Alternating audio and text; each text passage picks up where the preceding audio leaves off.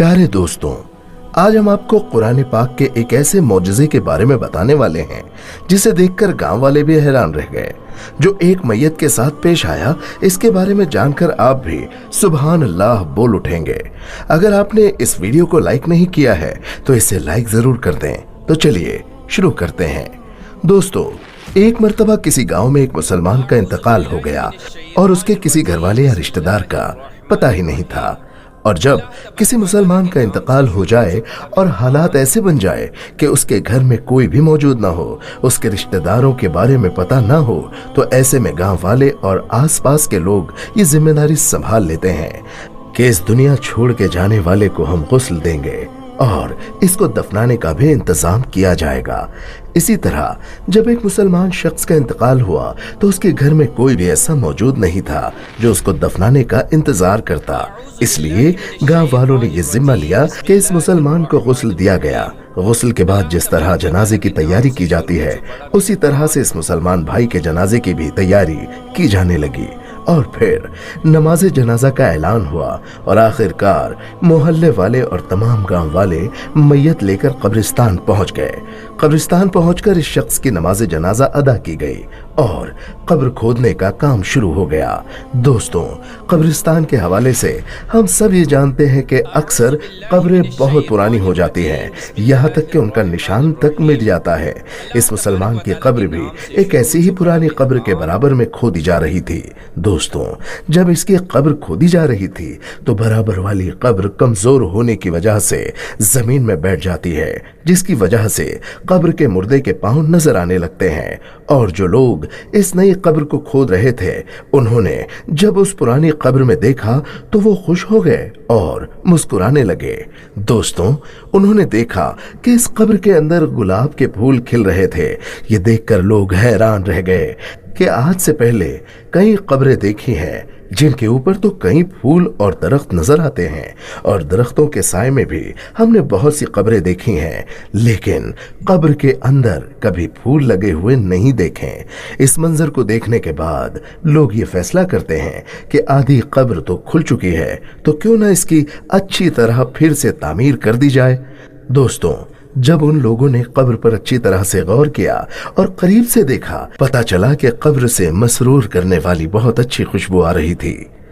खुशबू इतनी अच्छी थी कि इसको सूंघकर हर कोई मदहोश हो रहा था। गांव वाले देखते हैं कि कब्र तो बहुत पुरानी थी, लेकिन इसके बावजूद इस मुर्दे का जिस्म बिल्कुल सही सलामत है और इसके कफन की चादर जर्रा बराबर भी मैले नहीं हुई थी।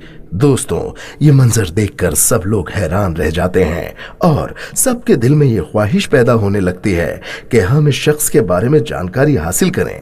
आखिर ये कौन आदमी है और जिंदगी में इसने कौन से ऐसे अमल किए थे जिसका सिला इसको आज मरने के बाद इतनी पुरानी कब्र यानी इतने अरसे के बाद भी कब्र में मिल रहा है। और ये ऐसा कौन सा अमल करता था, ऐसा कौन सा काम करता था जिसकी वजह से इसकी कब्र से खुशबू निकल रही है। चुनांचे सभी ने फैसला किया कि शख्स की तलाश जरूर की जाएगी। दोस्तों, इसकी कब्र को मिट्टी डालकर फिर से बंद कर दिया जाता है और जो जनाजा तमाम लोग अपने साथ लाए थे उसको दफन भी कर दिया जाता है। फिर इसके बाद लोग आसपास के तमाम गांव में फैल जाते हैं और इस कब्र के मुर्दे के घर वालों की तलाश शुरू कर देते हैं। आखिरकार कई रोज की सख्त मेहनत के बाद और बुजुर्गों के मशवरे के बाद उन्हें ये पता चल जाता है कि ये शख्स कौन था। फिर कुछ लोग इकट्ठा होकर उसके घर पहुंच जाते हैं जहां वो शख्स कभी रहता था। बज़ाहिर देखने में घर बहुत पुराना लग रहा था और घर को देखकर ये नहीं लगता था कि यहाँ कोई रहता भी होगा। लोग उस घर का दरवाजा खटखटाते हैं, जिसके बाद अंदर से बहुत कमजोर सी आवाज आती है कि दरवाजा खुला है, अंदर आ जाओ। गांव वाले मिलकर घर में दाखिल होते हैं। दोस्तों, जब वो घर में जाते हैं तो देखते हैं कि इस घर में बहुत कमजोर औरत मुकीम है, जिसकी उम्र बहुत ज्यादा हो चुकी है और उसका जिस्म इंतहाई कमजोर हो चुका है। चुनांचे ये लोग उसके पास बैठ जाते हैं और उससे सवाल करते हैं कि फला कब्रिस्तान में उस जगह एक कब्र है, बताया गया है कि उस कब्र का ताल्लुक आपके घर से है, तो आप हमें बताइए कि वो कब्र किसकी है, और हमें ये भी बताइए कि हमने कब्र में एक बहुत अजीब मंजर देखा है कि उस कब्र के अंदर से खुशबू आ रही थी और गुलाब के फूल कब्र के अंदर खिले थे, यहाँ तक कि कब्र के मुर्दे का जिस्म बिल्कुल सही सलामत था और उसका कफन तक मैला नहीं हुआ था। आखिर वो कौन शख्स था? ये सब सुनकर वो बूढ़ी औरत एक लम्हे को तो खामोश रहती है और फिर कहती है कि जिस कब्र का तुम जिक्र कर रहे हो वो मेरे शौहर की कब्र है।